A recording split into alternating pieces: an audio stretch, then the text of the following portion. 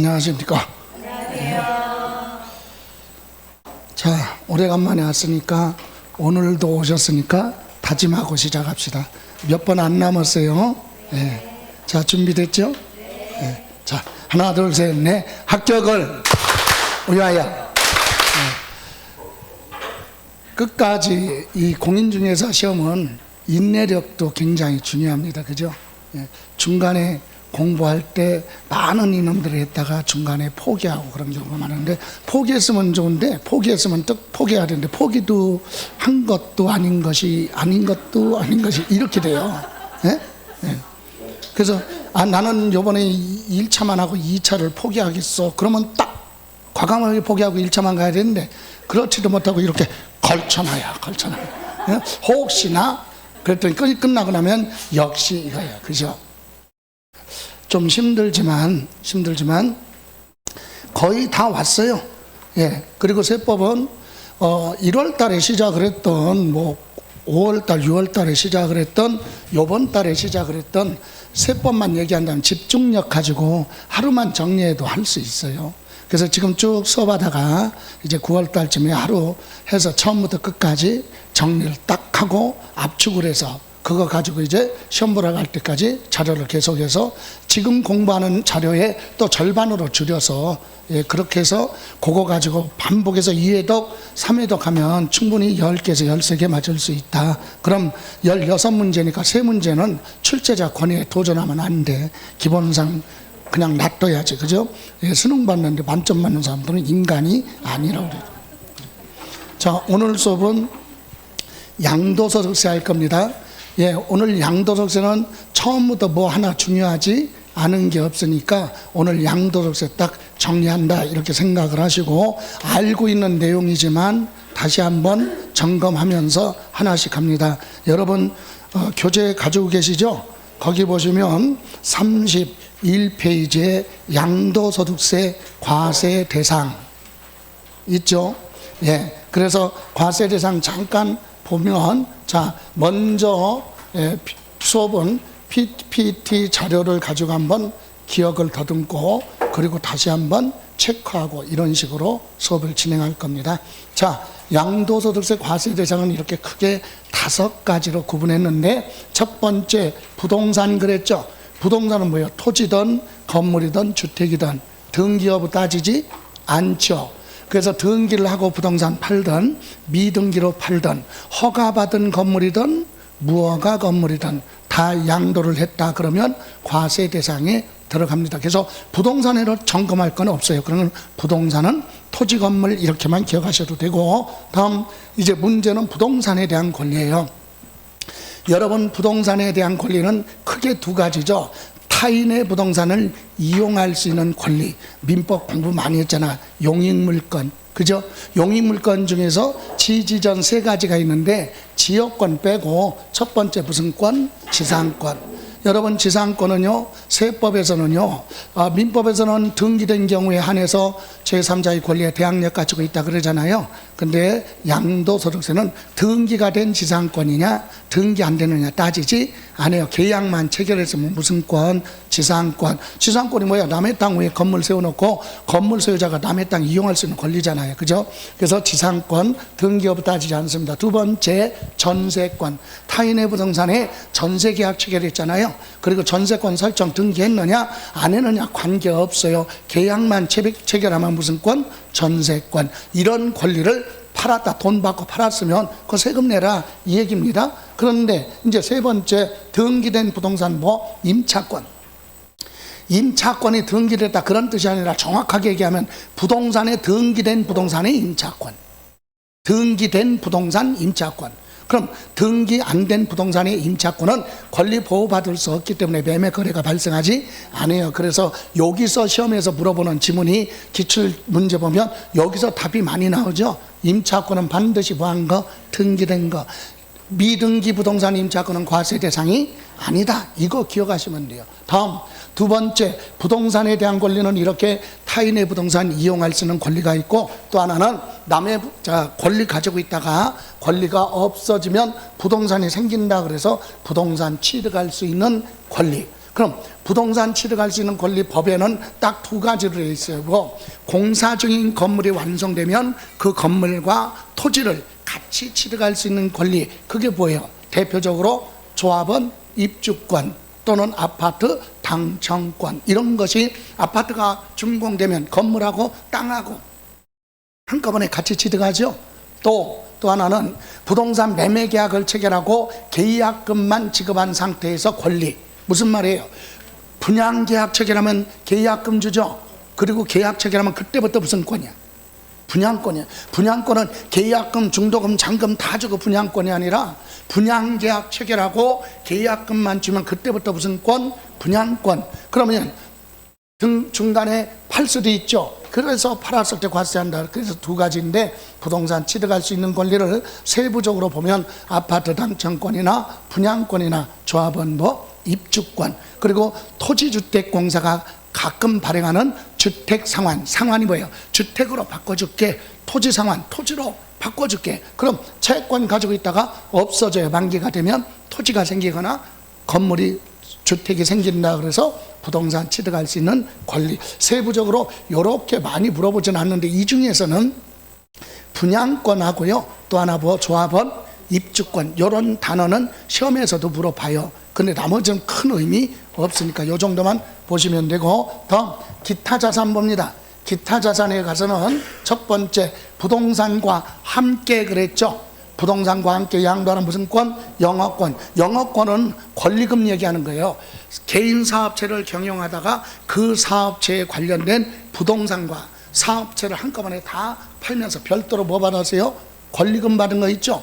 부동산하고 같이 양도할 때 영업권이에요. 또 하나는 개발 제한 구역 안에서 묶여져 있으니까 다른 지역에 가서 건물 지을 수 있는 권리가 무슨 권? 이주권. 이거의 공통점은 뭐냐? 1번, 2번 공통점은 부동산과 함께. 그래서 요거 별도로 단독으로 영업권이나 이주권만 양도한다면 그건 과세 대상이 아니다. 여기서 요 부분하고요, 요 부분이 제일 중요한 거예요. 예? 그리고 나서 나머지 또 있죠. 뭐가 있습니까? 자, 특정시설물 이용권이 있죠. 4번. 자, 요거는 뭐냐?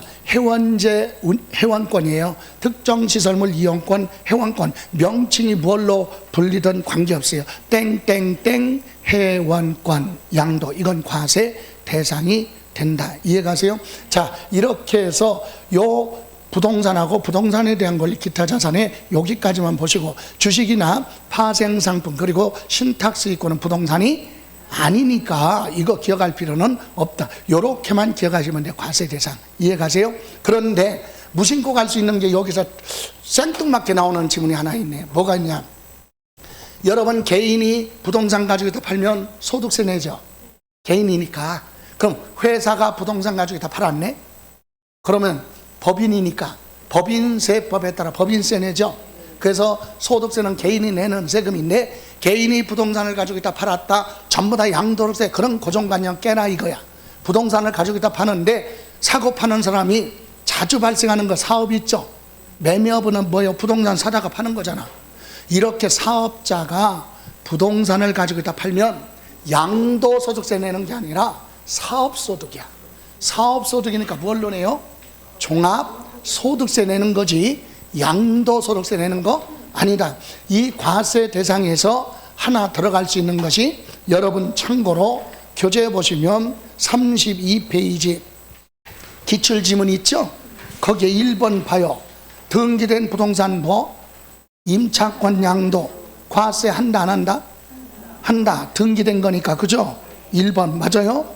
자, 그리고 나서 4번 보실래요? 사업에 사용하는 부동산과 부동산에 대한 권리와 함께 양도하는 무슨 권? 영업권. 과세 대상인데 별도로 양도하는 건 과세 대상이 아니다. 그래서 우리가 생뚱맞게 나오는 게 7번 같은 경우예요. 7번 뭐라고 그랬어요 거기? 주거용 건물 건설업자, 업자, 사업자죠? 업자 그러면 사업이잖아. 이 사람이 당초부터 판매할 목적으로 신축한 다가구주택 팔았다, 양도했다. 양도소득세 내는 거 아니에요. 뭐네? 예, 종합소득세 낸다. 이거 헷갈리면 안 돼. 그거만 조심하면 돼요. 이해가세요?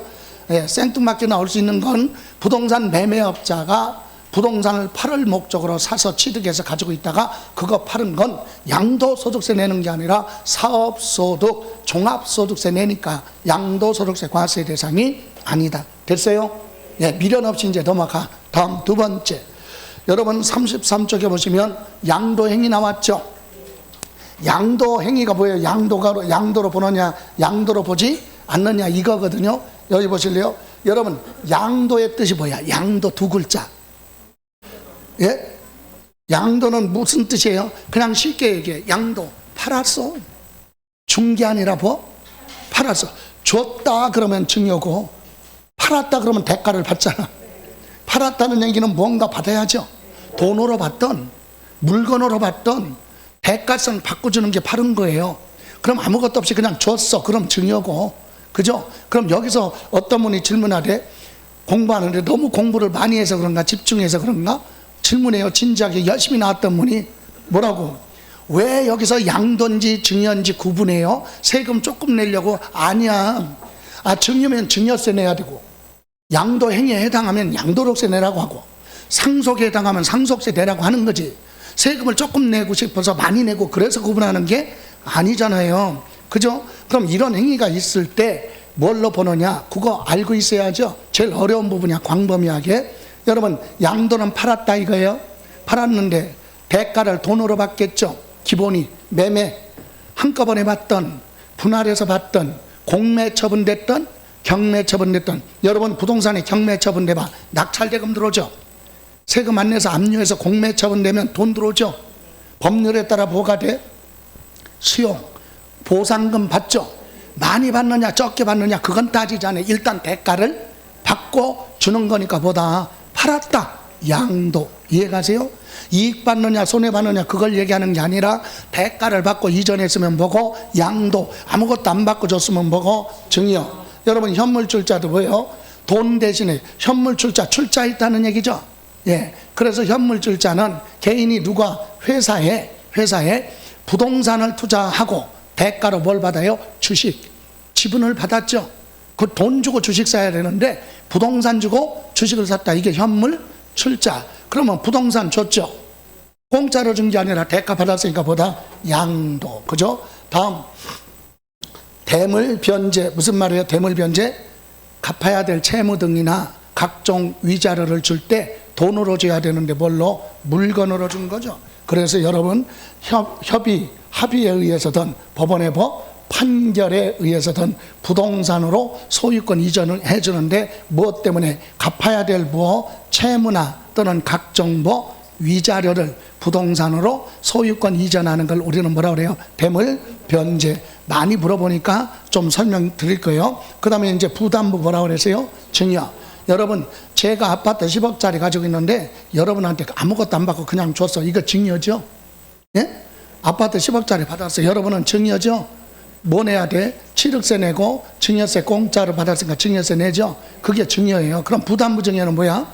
내 아파트 10억짜리 주는데 은행에서 대출받은 게 4억 있어요.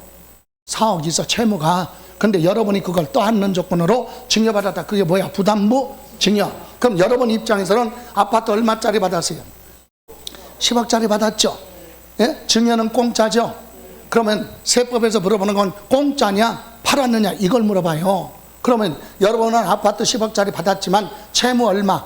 대출 받은 거 4억은 여러분이 뭐 할 거야? 갚을 거니까 그거 공짜야? 돈 주고 산 거잖아. 지금 돈 주나 나중에 돈 주나 채무는 갚을 거죠. 예, 그러니까 채무 부분은 뭐다? 증여가? 아니다. 그걸 얘기하는 거 그걸 외우려고 하면 안 되지. 예?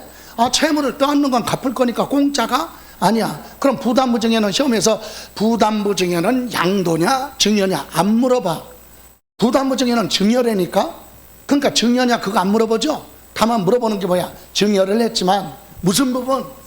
그렇지. 채무 부분 요걸 물어보는 거지. 채무 부분 인수하는 요 채무는 매매냐 아니면 증여냐 이거 물어보는 거예요. 매매는 갚을 거니까 증여가 아니다. 그래서 부담부 증여 그러면 채무 인수액은 뭐다? 유상. 그래서 우리 암기코드 할 때 부담부 증여 그러면 뭐가 있어요? 충청도 사투리로 뭐가 있어요? 채무가 있어요. 있어요 그랬잖아. 야, 부담부 증여하면 채무 뭐야? 유상. 예? 부담부증이면 채무가 있어. 유가 뭔데? 유상. 매매. 부담부증이 딱 나오면 무슨 부분? 채무 부분은 매매다. 매매의 증여가 아니다. 그죠? 예, 그런데 이제 어려운 부분이 요거죠. 부모 자식 간에 뭐를 하면 부담부 증여는 짜고 할 수도 있죠. 그래서 이럴 때는 국세청에서 심도 있게 확인해요. 그래서 부부 간에 부모 자식 간에 부담부 증여는 전체가 일단 뭐야? 증여야. 다만 무슨 부분? 채무 부분은 국가 등에 의한 채무로서 명백하게 뭐가 되면, 입증이 되면 이와 같이 부담부 증여를 인정해요. 그럼 시험에서는 자주 안 물어봐요, 이 부분은. 그런데 이렇게만 나왔다. 부모 자식 간에 부부 간에 부담부 증여, 그럼 볼 것도 없어. 전체가 다 뭐야? 증여. 근데 객관적으로 입증된다, 그럴 때만 인정해요. 그래서 요거는 참고로만 보시고, 우리가 기억할 거 부담부 증여하면 노란색 무슨 부분? 채무 부분은 뭐다? 유상. 매매다. 매매. 준 사람은 파는 거고 받는 사람은 매매로 취득한 걸로 본다, 이 얘기죠. 예, 이렇게 해서 양도 행위에 대해서 보는데, 그러면 이번에는 또 뭐요? 양도로 보지 않는 것 중에서 여러분 여기 환지처분이 뭐예요? 뜻이 용어만 알면 돼. 환지처분은 환지, 땅으로 바꿔주는 거, 그죠? 옛날 토지 소유자한테 토지를 받아갖고 도시개발 사업이 끝나면 새롭게 변한 토지를 원래 소유자한테 바꿔주죠. 되돌려주는 거지, 파는 거 아니다. 그래서 환지처분으로 지목지번이 변경됐다. 지목이 바뀌잖아요. 전답받아서 대지를 줄 수 있죠. 또는 100번지 땅을 받고 101번지 땅을 줄 수도 있죠. 번지수가 바뀔 수도 있지만 그건 매매가 아니다, 이 얘기예요. 이해가세요? 주는 사람은 환지처분하면 누가 누구한테 줬다는 얘기야. 예? 이 환지처분은 누가 누구한테 줬다는 얘기야. 사업 시행자가 땅 소유자한테 되돌려준 거죠. 그건 양도로 보지 않는다, 이 얘기입니다. 이해가세요? 예. 자, 그리고 공사비 대가로 주는 걸 보류지라고 하죠. 다음, 지적경계선 변경이 뭡니까? 자, 이것도 이렇게 농사 짓고 있는 농지가 있다고 그랬어요. 갑이 소유하고 있는 농지, 을 소유 농지가 있는데 농사 짓고 있는데 경계선이 어떻게 돼? 이렇게 됐어요. 뚝이 불편하잖아. 그러니까 경운기도 못 다니고 불편하죠. 이렇게 불합리하게 된 거, 불편한 경계선을 농사 짓는데 편리하게 하려고 둘이 저녁에 막걸리 한 잔 마시고 어떻게 합의해서 이렇게 딱 잘랐다니까. 아주 편리하죠. 네, 불편했던 걸 편리하게 하는 거잖아. 그러면서 이렇게 경계선을 바꾸면서 요 토지는 원래 얘 건데 얘한테 주고, 얘 토지인데 을 토지인데 요거는 누구? 갑한테 줬잖아요. 이 토지와 이 토지를 뭐 하는 거? 바꾸는 목적이 뭐야? 목적이 불편하게 되어 있던 경계선을 편리하게 하기 위해서 바꾸는 거죠. 불합리하게 되어 있던 경계선을 합리적으로 하기 위해서 바꾸는 거, 이건 매매 거래가 아니다. 세금 부과하지 않겠다. 다음, 자, 여기도 양도담보가 뭐예요? 양도담보가 돈 빌려오면서 갚을 때까지 담보로 주는 거죠. 담보로 준 건 파는 것이 아니지. 담보 맡긴 거예요. 맡긴 거. 그래서 양도담보 계약 체결하고 누구한테? 채권자한테 갚을 때까지만 더 가지고 있다가 내가 못 갚으면 이걸로 메꿀게, 이거잖아요. 그럼 돈 빌려주는 사람은 확실하지. 예. 그래서 담보 계약 체결하고 채권자 앞으로 소유권 이전은 매매 거래가 아니다. 그리고 만기에 가서 다 뭐하면 갚으면 되돌려받는 것도 매매 거래가 아니에요. 그런데 만기에 가서 채무 불이행으로 뭐하면 변제 충당 메꿨다. 그때는 양도죠. 다음, 공유물 분할, 공동 등기했던 걸 지분대로 뭐하는 거? 나누는 거. 결론은 지분 변동이 없으면 뭘로 보지 않아요? 양도로 보지 않습니다. 여기 보세요. 100평짜리 땅을 가지고 있어요. 근데 이거 갑하고 누가? 을이 공동으로 소유하겠다. 지분이 똑같아. 50% 이렇게 100평짜리 땅을 가지고 있는데 요거 100평짜리를 이렇게 잘랐어. 50평 하나의 토지를 둘 이상의 토지로 나눴죠. 그리고 여기에다가 두고 갑하고 을, 요것도 뭐? 갑하고 을, 이거나 똑같은 거지. 그죠? 그랬다가 요 몇 평을 50평짜리 땅을 또 나눠. 요번에는 몇 평? 25평, 25평. 요건 누구? 갑. 요건 뭐? 을. 이거예요. 하나의 토지를 둘 이상의 토지로 분할했다가 또 다시 재분할하더라도 중요한 건 글자가 뭐야? 지분 변동이 없으면 10개로 나누든 10번으로 나누든 그건 매매 거래가 아니다. 공유물 분할하면 지분 변동이 없으면 매매 거래가 아니다. 어려운 부분이요, 소유권 환원이에요. 소유권 환원. 소유권 환원이 뭐야? 환원이 넘어갔다 다시 되돌아오죠. 근데 뭘로? 법원의 판결로. 여러분, 이런 게 대표적인 게 뭐냐면 신탁재산 관리 맡겼잖아요, 신탁회사에. 근데 내가 마음에 안 든다고 중간에 계약 기간도 안 끝났는데 내 마음대로 가져올 수 없어. 중간에 계약을 뭐 하려면, 해지하려면 사유서 제출해서 법원에서 뭐 판결을 받아가지고 계약을 해지하고 소유권 넘겨받아. 이건 거래로 보지 않습니다. 또 하나 뭐 있어요? 매매 원인 무효죠. 예, 무효 소송. 매매 원인 무효는 처음부터 매매가 없었다. 그래서 우리는 법원의 뭐 판결이나 매매 원인 무효 소송 요 단어가 들어오면 그건 거래가 아니다. 소유권 이전에도 매매 거래 아니에요. 다음, 재산 분할은 요렇게 같이 가는 거예요. 같은 개념이에요. 결혼하고 나서 모은 재산은요, 누구 앞으로 등기됐던 부부 공동 재산이야, 민법에. 그죠? 남편 앞으로 등기. 여러분 지금 부동산 결혼하고 나서 열심히 전략하고 그래가지고 부동산 샀는데 남편 앞으로 다 등기돼서 걱정하지 마. 여러분 거야, 절반은. 예? 근데 이게 문제 모순점이 있어. 여러분께 절반 있죠? 근데 달라고 했을 때 주면 좋은데 안 주면. 그죠? 등기된 사람 마음이잖아. 그러니까 유명무실한 거지.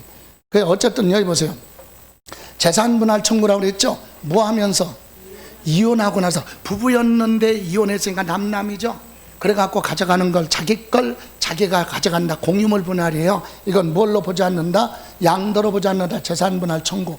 이해가세요? 소송으로 가든 협의에 의해서 합의에 의해서 하든 재산분할은 매매 거래가 아니다.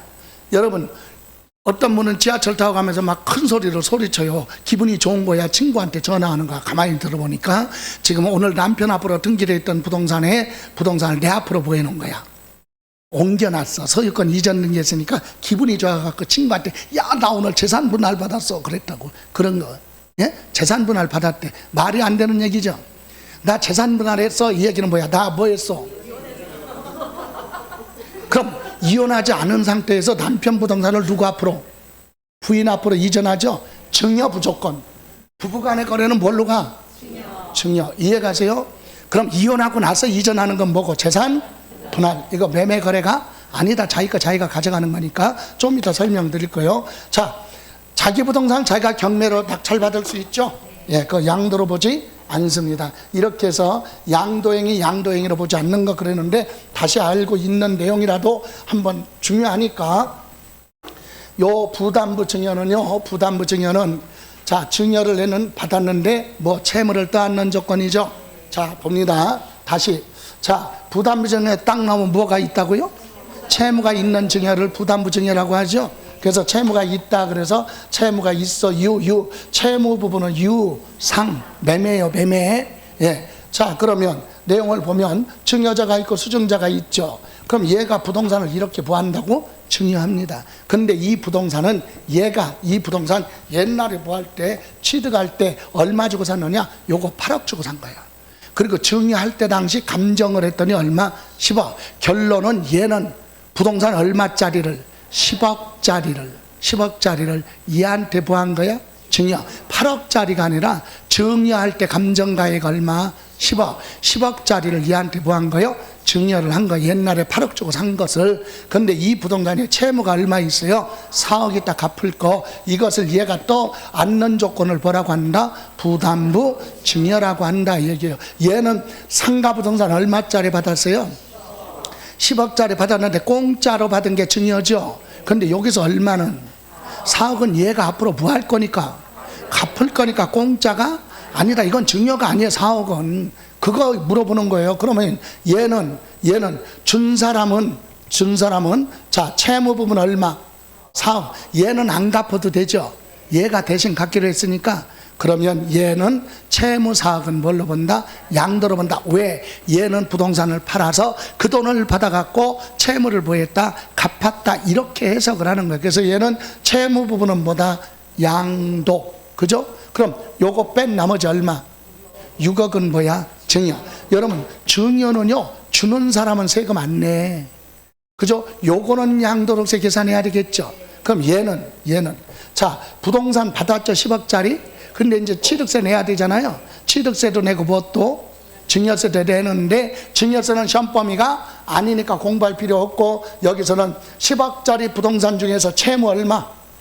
4억은 공짜가 증여받은 거 아니에요. 뭐야? 유상, 매매로 보였다, 취득한 걸로 본다. 그죠? 그럼 나머지 얼마? 6억만 뭐다? 증여. 그럼 이것도 뭐 내고? 취득세 내고, 이것도 뭐? 취득세 내는 거예요. 얼마에 대해서? 전체 10억에 대해서 취득세 내는데, 취득세 세율이 달라. 증여받은 거는 상가부동산 증여받으면 4%예요. 상가부동산 증여받으면 취득세가 3.5. 둘 다 4%가 아니라 계산 틀리죠, 세율이. 그러니까 우리는 물어보는 거지. 그러면 증여 부분은, 이 부분은 시험에서 물어보지 않아요. 거의 90%가 다 뭐야? 채무 부분은 뭘로 본다? 증여가 아니라 뭐 매매로 취득한 걸로 본다. 그러니까 결론은 양도소득세는 얘 입장에서, 받는 사람 취득세는 얘 입장에서 핵심이 바로 뭐냐? 1번이에요. 무슨 부분? 채무 부분은 증여가 아니다. 매매다, 매매. 이해가세요? 예, 요렇게 정리를 하시면 되는데, 다만 부모 자식 간에 뭐가 이루어지면, 증여가 이루어지면 전체가 뭘로 봐라? 증여. 부담부정에 인정하지 않는다 원칙. 요 정도만 보시면 됩니다. 이해가세요?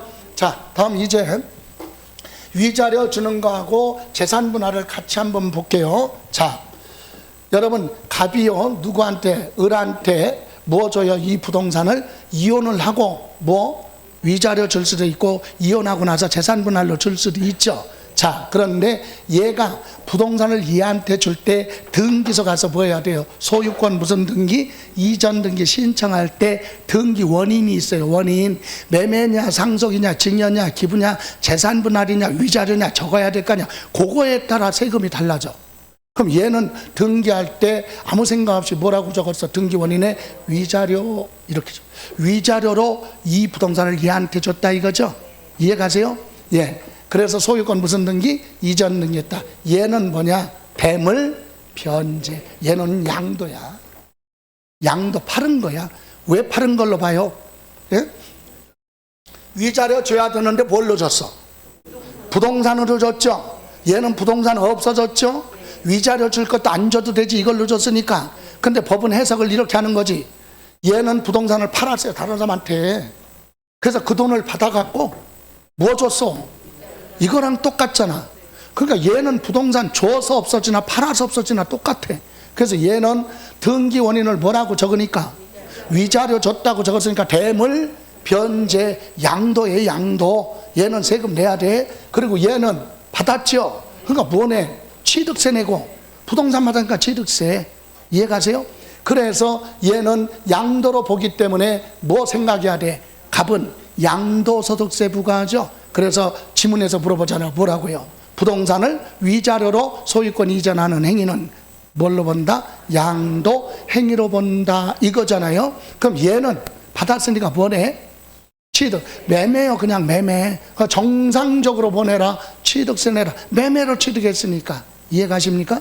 자, 그런데 얘가 지금 이혼하고 부동산을 얘한테 줄 때 얘가 김포 여기서 오늘 빠지지 않았어. 공부한 게 생각나. 그래서 피곤하지만 등기 원인을 여기다가 재산 분할이라고 적었어. 얘는 아까 뭘로 적었어? 얘는 재산 분할이라고 이렇게 넘겨줬죠. 그럼 재산 분할은 공유물 분할로 보는 거야. 얘가 자기 거 가져간 거라니까. 그럼 얘는 뭐야? 뭐긴 뭐야? 아무것도 아니지. 양도? 아니야. 세금 1도 없어. 증여도 아니고 양도도 아니야. 그럼 뭔데? 얘가요, 자기 거 그냥 뭐 한 거야? 가져간 거지. 거래로 보지 않는다. 이해가세요? 그럼 얘는 뭐야? 자기 거 가져왔죠? 그래도 뭐 내야 돼? 예? 취득세 내야죠. 근데 형식상 취득이야. 원래부터 자기 거죠. 근데 여기로 등기됐던 걸 여기로 옮기지. 그래서 우리 취득세에서는 특례세율로 가잖아요. 특례세율. 그래서 얘 입장에서는 양도가 아니니까 세금이 하나도 없지만 얘는 어때요? 취득했죠. 이때 취득세를 특례세율로 과세합니다. 특례세율. 표준세율 중에서 몇 프로 빼? 2% 빼고 취득세 내라. 이해가세요? 예. 다시 한번 요거 위자료로 받은 게 아니라 뭐예요? 재산분할로 받았죠. 여기서 잠깐 취득세 잠깐 보세요. 여러분 앞에 취득세 있었죠? 예. 취득세 보시면 특례세율이 있어. 특례세율. 특례세율 몇 쪽에 있냐면 자 8쪽에 있나요? 예, 8쪽에 보세요. 8쪽에 보시면 테마 6번 취득세 특례세율 있죠? 예, 왼쪽에 표준세율에서 몇 프로 빼? 왜 2% 뺍니까? 옛날 취득세가 2%야. 취득 아니야. 그러니까 등기만 세금 내라 이거지. 등기하는 거. 그러니까 표준세율 하면요, 취득세 표준세율은, 지금 취득세 표준세율은 옛날 취득세하고 옛날 등록세가 합쳐진 게 표준세율이야. 근데 여기서 취득세 내지 마. 원래 내 거니까. 그래서 옛날 취득세 2% 빼. 그럼 뭐만 남아? 등기. 그래서 거기에 보시면 몇 번? 6번. 박산이 6번 있죠. 민법 규정에 뭐?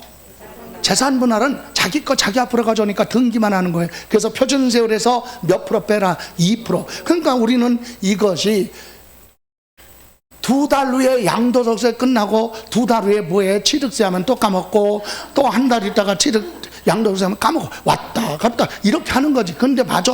이거를 한꺼번에 압축해서 반복해서 보셔야 된다.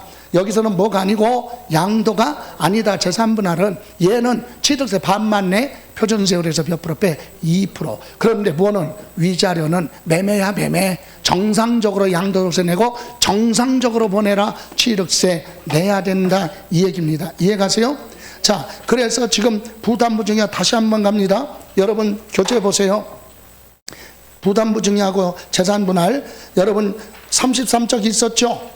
예? 33쪽 맨 위에 박스 1번 양도행위로 보는 거 부담부증이 거기에 무슨 부분 첫 번째 칸에 채무, 요거는 알아야죠. 채무나 무엇을 위자료를 뭘로 채무를 떠안고 증여받으면 그건 뭘로 본다? 양도 행위로 보겠다. 그리고 밑에 3번에 양도 행위로 보지 않는 거 거기 소유권 환원 밑에 뭐라고 나왔어요? 재산 분할. 재산 분할은 양도로 보지 않는다. 자기 거 자기가 주고 받은 거니까. 이해가세요? 자,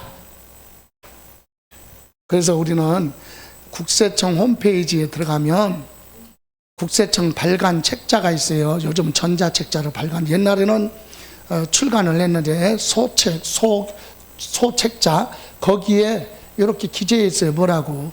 이혼하면서 뭐 주는 건? 위자료를 주는 건 파는 것이 아닌데, 파는 게 아닌데, 실은 파는 거 아닌데 위자료 주는 건 뭐니까? 대물 변제에 들어가니까 등기할 때 뭐라고 적으면 위자료라고 적으면 양도로 보고 뭐 내야 된다? 양도소득세 내야 되니까 위자료를 주더라도 뭐라고 적어라? 재산분할로 적어야 한 푼도 안 낸다. 이렇게 홍보를 하고 있어요. 국세청에서도. 예? 억울하게 세금 내지 말고 이렇게 하라 이 얘기야. 예? 그래서 제가 이거 할 때마다 뭐라 그래? 옆집에 누가 이혼한다는 얘기 들리지? 이 얘기 해줘 안 해줘? 해주지 말라고 그랬잖아요. 해줘. 그 사람은 공부 빠진 거야 지금까지. 예? 교육은 투자라니까. 돈 들고 공부했으니까 알려주지 마. 그리고 언제 알려줘? 걔가 예? 이혼하면서 뭐라고 적어서 왜? 위자료를 적었어요. 그래서 소유권 넘겨줬죠. 아무 생각 없이 가만히 있었더니 세무서에서 세금 안 냈다고 가산세 붙어서 나왔어. 그래갖고 여러분한테 왔어. 뭐라고? 세금 내려내. 위자료 줬다고? 그랬더니 그래서 세금 낼 돈 좀 빌려달라고 하면 그때 뭐 해야 돼? 여러분이 설명해 줘야 돼. 미리 알았으면 이렇게 한 글자 더 적었으면 세금 하나도? 이렇게 해야 피부로 팍 들어와서 아는 거야. 교육은 이렇게 받을 준비가 돼 있어야 돼. 얘기하지 마. 자, 됐어요? 자, 여기 보세요.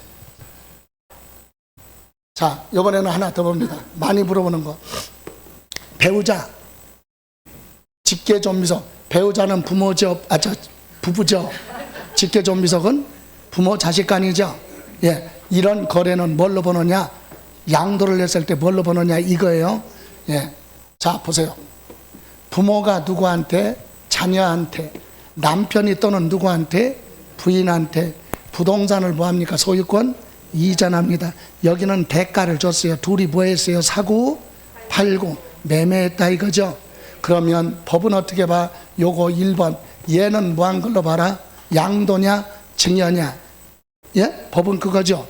얘도 이거 받을 때 돈 줬지만 양도로 매매로 취득한 걸로 보느냐 또는 증여로 취득한 걸로 보느냐에 따라 세금이 다르죠. 자, 얘는 만약에 뭘로 가면 양도로 가면 양도소득세 내야죠. 증여로 가면 세금 안 내죠. 얘는 매매로 취득했으면 취득세만 내면 되죠. 근데 뭘로 보면 증여로 보면 취득세도 내고 별도로 증여세도 내야 되니까 세금 차이가 많이 나죠. 근데 우리 법은 이걸 뭘로 본다고? 부모 자식 간의 부동산 거래는 1번 뭘로 봐요? 증여로 본다. 부모 자식 간의 매매 거래는 말도 안 돼. 기본이 뭘로 가? 증여로 추정한다 그랬죠. 증여세 부과한다 이 얘기예요. 다만 본인들이 증여가 아니라는 사실을 봐라. 입증하라. 뭘로 입증하라? 좀 이따가. 그래서 이런 경우 뭘로 보니까? 증여로 보니까 이쪽에서는 세금이 있어요 없어요? 증여니까 없죠. 예? 부모 남편은 세금 없어요. 얘는 증여로 보니까 뭐 내고? 취득세 내고 증여세 낸다. 그죠? 예. 그런데 만약에 이렇게 가면 어떻게 돼요? 요 부동산이 공매 경매를 통해서 얘한테 갔어요. 그리고 얘가 낙찰받았으니까 돈 줬겠죠. 자, 그럼 이건 뭘로 보느냐 이거지. 이건 뭘로 보느냐? 여기는 뭘로 가요? 2번. 자, 이때는 양도로 인정해 주겠다. 다시 말하면 아버지 부동산이 공매 세금 안 내서 한국자산관리공사를 통해서 압류를 해서 공매 처분해요. 근데 아들이 그걸 취득했으면 공매를 통해서 이리 온 거죠. 짜고 하는 거래가 아니야. 부모가 채무를 못 갚아서 부동산이 경매 물건 나왔어요. 근데 부인이나 자녀가 경매에 참여해서 낙찰받은 건 짜고 거래할 수가 없잖아. 누구든 높은 가격으로 적으면 취득이니까. 그래서 이런 거래로 이렇게 이전한 건 뭘로 본다? 양도로 인정한다. 그래서 여기는 뭐 내고? 양도소득세 내고 얘는 그냥 뭐만? 취득세만 내면 되겠죠. 이해가세요? 그래서 이거는 양도소득세에서도 물어보고 취득세에서도 물어보는 겁니다. 양도소득세에서는 부모 자식 간에. 그래서 요 부분 요런 단서가 있을 때만 양도고 이런 단서 없으면 부동산 매매 양도 그러면 뭘로 가? 증여로 추정한다. 이해가세요? 부부간에 부모 자식 간에. 여러분 시아버지하고 며느리의 관계는 부모 자식에 들어가 안 들어가? 안 들어간다고 그랬죠? 현호 가면 안 돼요. 예. 여러분의 부모는 여러분 집 쪽으로 가는 거야. 친정 친가. 이해가세요? 예. 그러니까 장인 장모는 사위가 볼 때 부모가 아니고 며느리가 볼 때 시아버지 시어머니는 부모가 아니다. 그런데 노인네들은 희망사항으로 잘 보살펴달라고 재산이 있으면 나는 딸같이 아들같이 생각한다고 침도 안 바르고 거짓말하지. 그죠? 예? 그럼 하나 공부한 김에 하나 볼게. 외손자하고요 외할아버지 있잖아. 외할아버지 외손자는 직계 존비 속에 들어갈까 안 들어갈까? 예? 직계 존비 속에 들어가 안 들어가? 여러분 직계 존비 속은요 수직관계야. 예? 나의 위에는 부모지. 부모는 아버지도 있고 어머니도 있잖아. 아버지 부모도 친가 존속이고 어머니 부부도 존속이야. 다시 말하면 외할아버지하고 외손자하고 관계는 직계 존비 속이에요. 수직관계. 예? 본인의 누구 부모는 아버지만 부모냐고. 어머니도 부모잖아. 양가 부모는 다 직계 존비 속이에요. 이해가세요? 그래서 하나 사례 알려줄까요? 강남에 돈 많은 사람 부동산은요 돈 많은 사람들은 자기 누구한테 딸한테 절대로 재산을 안 줘. 딸한테 줬는데 딸이 먼저 죽으면 60%가 사위한테 가네. 그죠? 사위는 60% 받아가지고 딴 살림 차리고 잘 사네. 그 꼴은 못 보는 거지. 그래서 부모가 딸한테 안 줘. 누구한테 줘? 외손자, 외손녀한테 주지. 그래야 걔는 지 부모 엄마를, 즉 딸을 챙겨줄 거 아니야. 무슨 말인지 가요? 부자는 그냥 부자가 아니에요. 고도 그런 것도 다 알고 있다는 얘기지. 진짜로 강남에 돈 많은 사람들은 자기 누구한테, 아들한테는 주는데 누구한테는, 딸한테는 안 주고 누구한테 줘? 손자, 손녀한테 준다니까. 외손자, 외손녀한테. 왜? 직계 좀비족이니까. 자, 민법 강의 끝. 네. 자, 그래서 우리는 부모 자식 간에 부동산 매매는 뭘로 간다? 증여다. 기본. 이해 가세요? 자, 그렇게 기억하시고. 자, 그러면 여기 하나 볼게요. 33페이지 보실래요? 33페이지 중간에 보면 2번 기타 양도로 보는 거 그랬죠? 찾았어요? 기타 양도로 보는 거 두 번째 박스에 1번 뭐라고 그랬어요? 적법하게 소유권 이전 매매 계약이 해제를 원인으로 당초 소유자한테 소유권 환원 되돌아오는 건 또 다른 뭘로 봐? 양도로 본다. 그거 하고요. 예? 예. 그리고 저 밑에서 3번 양도로 보지 않는 거에 밑에서 세 번째 칸에 소유권 환원 있죠? 거기 보면 뭐라고? 법원의 뭐 확정 판결. 그러니까 법원의 판결 아니면 매매 원인 무효로 소유권이 뭐하는 거 환원되는 건 뭘로 보지 않는다? 양도로 보지 않는다. 이거 구분할 수 있어야 돼요. 간혹 물어보니까. 여러분 맨 밑에 소유권 환원이라고 그랬죠? 법원의 판결이나 무효 소송으로 소유권 되돌아오는 건 처음부터 거래가 아니다. 거래 아니에요. 그런데 위에 1번 적법하게 뭐한 거 정상적으로 소유권 이전했다가 뭐라고 그래서 거기 매매계약 해제라고 그랬죠? 해제할 때 법원의 판결, 매매 원인 무효 소송 그런 말이 없어. 이 얘기는 자기들끼리 뭐 했다? 합의해서 계약을 무효고 해제하고 소유권 받은 돈 되돌려주고 소유권 되찾아오는 건 또 다른 뭘로 봐라? 양도로 본다. 그러니까 이 얘기예요. 여러분하고 나하고 부동산 거래했는데 둘이 거래하고 나서 다시 뭐 했어요? 합의해서 우리 거래 없었던 걸로 합시다. 그래서 받은 돈 되돌려주고 소유권 되찾았는데 그것도 거래래. 이해가세요? 아니 말이 안 되잖아. 예? 둘이 합의해서 거래를 파기하고 다시 해지하고 소유권 넘겨주고 하는데 왜 세금 내라고 하느냐? 세금 내라고 하는 거 아니에요. 세금 안 내려고 하니까 뭘로 봐? 양도로 보는 거야. 세금 안 내려고 하니까 뭘로 봐? 양도. 만약에 뭘로 가면? 증여로 보면 저 재산이 이전했으니까 이전했는데 증여로 가면 전체 재산에서 증여세 내야죠. 근데 양도로 보면 세금 안 낼 수 있죠. 자, 여러분 내 부동산 아파트 10억 주고 샀어. 얼마 주고 샀어요? 10억 주고 난 팔고 여러분은 취득했죠. 그리고 난 다음에 여러분하고 나하고 모여서 계약을 다시 합의해서 보였어요. 해제했어. 받은 돈 되돌려주죠. 부동산 되찾아오죠. 그럼 여러분은 나한테 얼마 주고 샀다가 얼마에 팔았어? 10억에 되팔았잖아. 매매 차이. 그 세금 안 내잖아. 안 내려니까 뭘로 보는 거야? 양도로 가는 거야. 이해가세요? 양도라고 해서 세금 내는 게 아니라 매매 차익이 발생하지 않으면 양도로 봐도 세금 안 내잖아요. 근데 뭘로 가면? 증여로 보면 전체 재산에 대해서 세금 내야 되잖아. 그러니까 당사자 간의 계약을 해제해서 소유권 넘겨주는 거, 환원 받는 거, 되돌려주고 되돌려 받는 것도 또 다른 뭘로 본다? 거래로 보는데 세금은 안 내. 왜? 매매 차익이 발생하지 않으니까. 그 얘기입니다. 이해가세요? 예, 그거만 구분할 수 있으면 됩니다. 됐죠? 자, 그러면 이제 또 하나 여러분 35페이지로 갑니다. 35쪽에 보시면 뭐라고 그랬어요? 양도미 취득시기라고 그랬죠. 여러분 이 양도미 취득시기는 자 부동산을 옛날에 언제 취득했느냐. 그래서 취득해서부터 뭐 가지고 있다가 나중에 뭐 할 때 양도 팔 때까지 취득해서부터 팔 때까지 가지고 있었던 기간 있죠. 이걸 우리는 뭐라고 그래요? 보유기간이라고 하죠.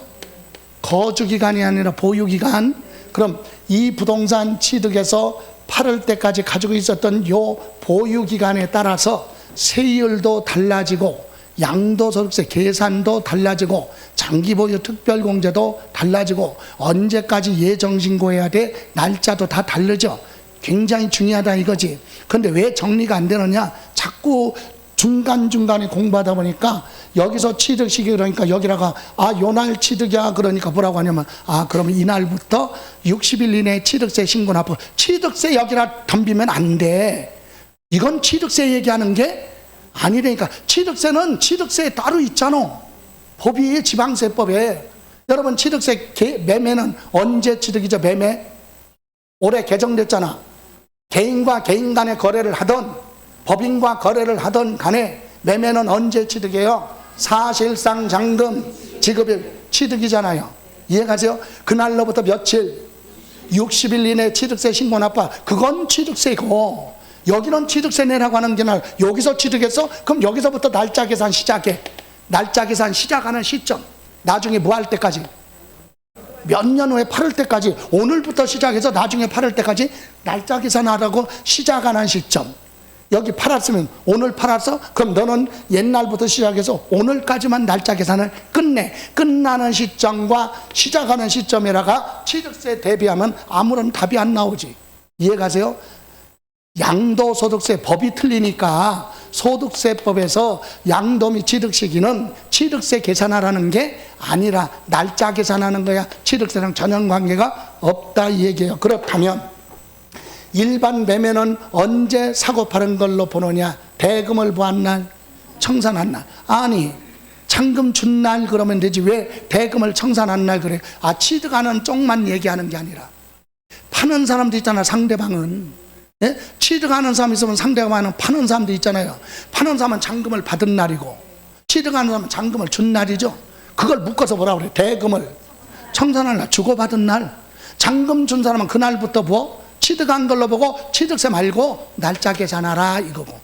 잔금 받았으면 그날까지만 끝내라. 이게 보유기간 계산하는 거예요. 이해가세요? 그래서 대금을 보한 날, 청산한 날. 다만 여러분 대금 청산한 날 할 때 매수자가 양도소득세를 부담하기로 약정하는 경우도 있어요. 여러분 양도소득세는 누가 내죠? 파는 사람이 내죠. 근데 왜 취득하는 사람이 양도소득세를 냅니까? 다 그런 건 아니잖아. 그러니까 특약, 약정. 예를 들어 보세요. 자, 내가 부동산을 여러분한테 파는데 10억에 파는데 여러분이 업계약서 작성해달래. 불법이지만 업계약서. 그럼 내가 만약에 15억으로 하면 나 세금 많이 내지. 10억으로 하는 거하고 15억으로 하면 세금 많이 낼 거 아니야.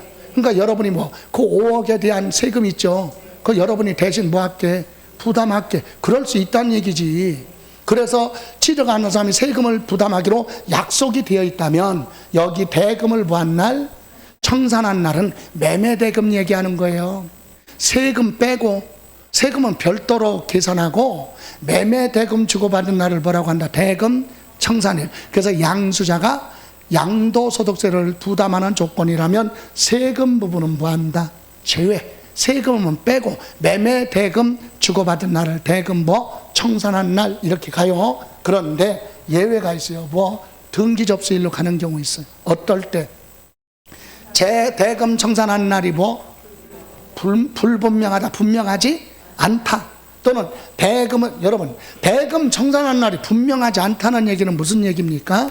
잔금 주고받을 때 돈을 직접 당사자들끼리 주고받은 건 대한민국 법에 인정을 안 하는 거야. 그건 주고받았는데 그건 너네들이 알아서 할 일이고 법에서는 그건 불분명한 사유에 들어가. 그래서 뭘로 가? 그럼 대금 청산하는 분은 무슨 얘기하는 거예요? 금융거래하라는 얘기야. 예?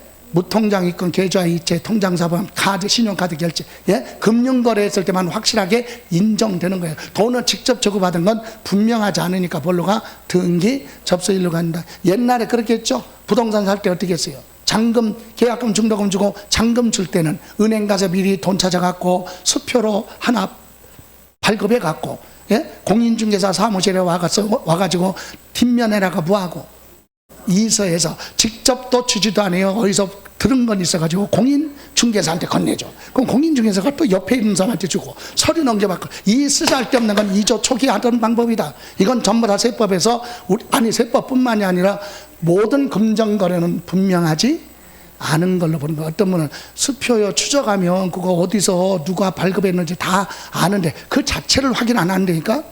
돈 주고 수표로 주고받고 그런 어음 주고받은 건 분명하지 않은 사유에 들어가. 그래서 뭘로 가? 등기 접수일로 간다 이 얘기죠. 그리고 또 하나는 대금 청산하기 전에 소유권 무슨 등기? 이전 등기 먼저 할 수도 있죠. 그럴 때는 등기 접수일로 갑니다. 그래서 이거 할 때 제가 뭐라 그래요? 항상 돈을 지출할 때는 무슨 거래? 금융거래하라고 그랬죠. 그래야 인정되니까. 그리고 돈 받을 때는, 빌려준 돈 받을 때 어디서 받아? CCTV 없는 데서 뭘로? 현금으로. 그리고 안 받았다고 그래. 그러면 줬다는 사람이 뭐 해야 돼?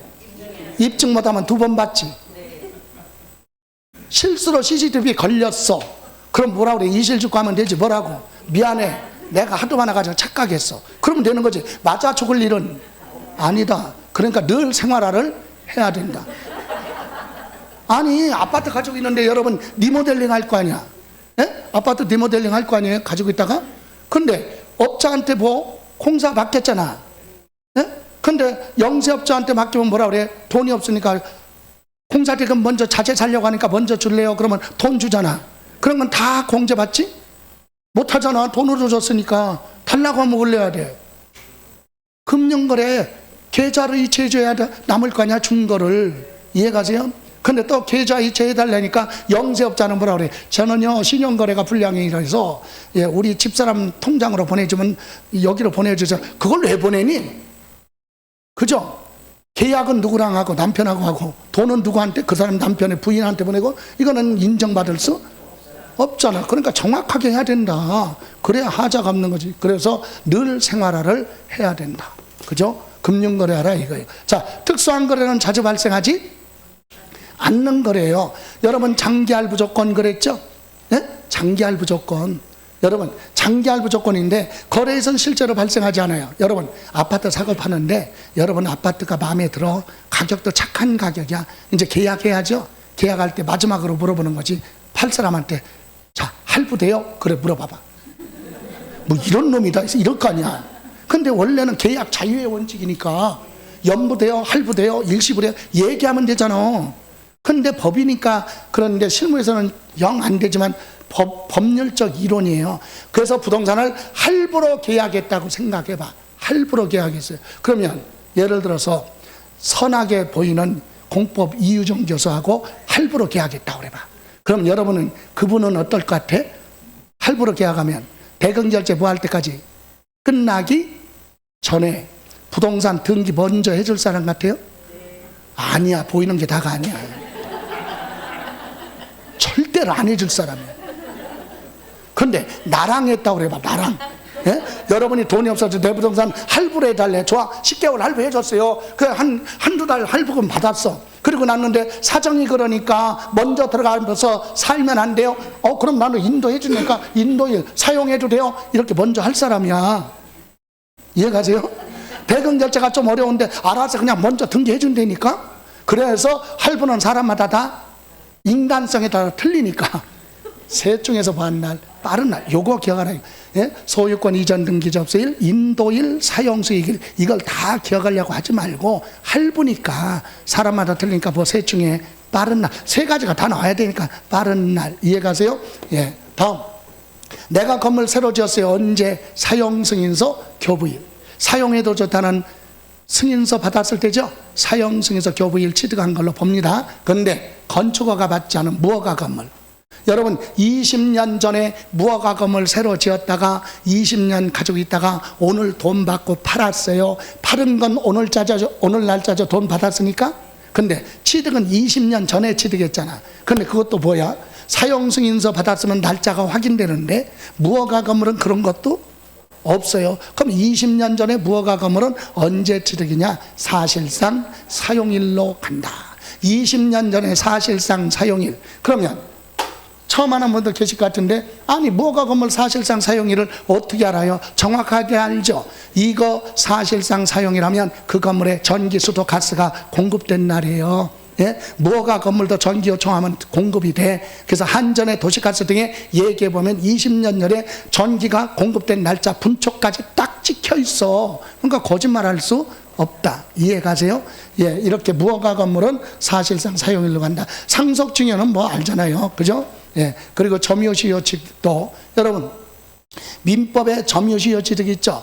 예, 타인의 부동산을 내 건 줄 알고 점유 의사 표시한 거. 그래서 부동산은 평원 공연하게 몇 년? 20년 점유. 동사는 10년. 그럼 20년 점유하고 취득이야? 아니야. 20년 점유를 하고 나서 등기를 함으로써 취득이에요. 그죠? 그래서 취득세는 등기한 날 취득이라니까. 점유시효 취득은 취득세 계산할 때는 등기한 날 취득이에요. 그런데 양도소득세는 그거랑 틀려. 20년 전에 점유를 부한 날, 개시한 날, 시작한 날부터 이미 부한 걸로 취득한 걸로 보고 보유기간을 계산하겠다. 그 얘기는 오늘 토지를 팔았는데요, 이 토지는 옛날에 20년 전에 점유시효 취득한 겁니다 라고 점유시효 취득한 토지를 가지고 있다가 오늘 팔았다면 보유기간은 몇 년 이상? 20년 이상 가지고 있다 파는 걸로 봐준다 이거죠. 20년 전에 점유를 부한 날, 개시한 날. 다음 법률에 따라 뭐 수용, 요거하고 같은 개념으로 이해하세요. 요거 수용하고 그 다음에 뭐 장기할. 여러분 수용되면 어때요?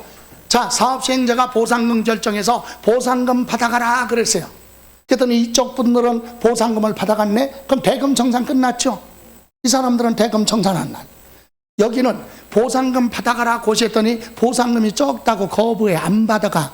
그러면 공익사업을 하기 위해서 보상금을 법원에 공탁을 하고 강제로 수용할 수도 있어요. 그래서 수용 개시일로 갈 수도 있다. 또 이쪽 분들은 대금 결제 안 끝났는데 등기를 먼저 해주는 경우도 있을 것이라는 얘기지. 사람마다 다 틀리니까. 그래서 이것도 대금 청산한 날, 수용 개시일, 소유권 이전 등기 접수일 이건데 이거 다 기억할 필요 없이 할부나 수용은 셋 중에서 뭐 한 날, 빠른 날. 예? 빠른 날 이렇게 생각을 하시고, 다음 환지처분은 환지전 토지의 취득일이다. 요거 제일 중요한 거 환지처분 한번 보고 갑니다. 자, 여기 보세요. 전답을 취득했어요. 예를 들어서 150평 취득했는데 이때 가격이 1억이야.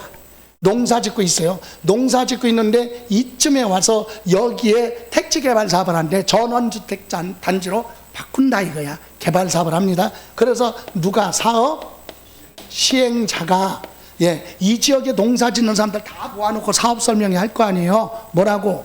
자, 여기 농사 짓고 있는 농지를 정지 작업해서 뭘로? 대지로 바꿀 건데 보상금이 얼마? 지금 1억짜리가 지금 보상금이 얼마? 5억에 결정됐으니까 보상금 받고 떠날 사람, 이게 수용 방식. 예? 돈 안 받고 끝까지 참여하겠다 그럼 환지 방식, 둘 중에 하나죠. 수용 방식과 환지 방식. 수용 방식은 보상금 받고 떠나는 거야. 근데 수용 방식이 아니라 환지 방식. 얘는요, 땅 얼마? 150평. 보상금이 얼마? 5억으로 결정됐죠. 5억짜리 150평을 누구한테? 사업 시행자한테 줘요. 그리고 나는 사업이 뭐하면 끝나면 환지, 새로운 토지로 바꿔줘 이거죠. 그래서 지목이 뭘로 바뀌었다? 대지로 바뀌었어. 이걸 받았다 그래서 뭐라 그래요? 환지. 그죠? 뭐 주고? 전답을 주고 뭘로? 대지로 받았잖아요. 그죠? 그래서 지금 얘기는 이 대지를 가지고 있다가 땅 소유자가 대지 받아갖고 쭉 가지고 있다가 이쯤에서 대지를 뭐 했다? 양도 팔았다 이 얘기예요. 중간에 뭐 받았어? 환지 받아서 새로운 토지 받아가지고 팔았죠. 그러면 보유기간은 1번, 2번, 3번 이거 물어보는 거예요. 이거 법은 얘 팔았잖아요. 이 대지는 언제부터 보유기간 계산할 것이냐 이거지. 기본 개념이 옛날 땅 주고 새로운 토지 받았죠. 새로운 취득이 아니야. 문의만 바뀐 거예요. 지금 얼마짜리 받았어? 5억. 문의만 바뀐 거예요. 전답이 뭘로? 대지로. 새로운 취득이? 환지는 새로운 취득이? 옛날 땅 주고 되돌려 받은 거니까 매매로 취득한 거 아니에요. 아니면 뭐야? 환지 받은 토지에 환지 받기 전 토지가 뭐야? 전답이죠. 전답의 뭐? 취득일 몇 번? 1번.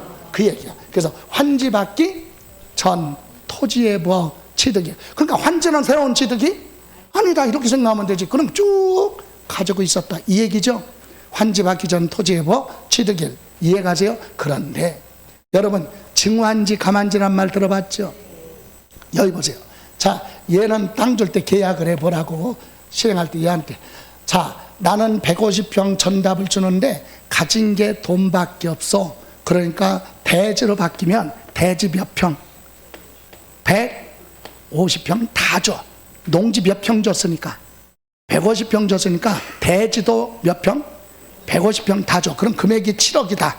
그러면 보상금이 5억이죠? 그러면 초과되는 거 얼마? 2억. 돈 줄게. 그게 청산금. 돈 주는 거예요. 이해가세요? 그런 방법이 있고, 하나는 뭐지? 나는 돈이 없으니까, 청산금 줄 돈이 없으니까 요것을 가격에 맞춰. 그럼 나중에 뭐? 대지가 됐죠? 대지가 토지 가격이 비싸졌어요? 그러니까 요 가격만큼만 대지를 달라 그러면 면적이 줄어들겠죠? 그래서 몇 평? 100평이 됐다 그래. 이렇게 받기로, 이게 권리 변적이라고 그래. 받기로 되어 있죠? 가격으로 얘기하면 얼마? 5억. 똑같아요. 5억. 면적만 줄어들었어요. 왜? 이게 비싸졌으니까. 됐어요? 자, 그럼 몇 평 받기로 했다고요? 100평. 자, 보세요. 100평을 받기로 했는데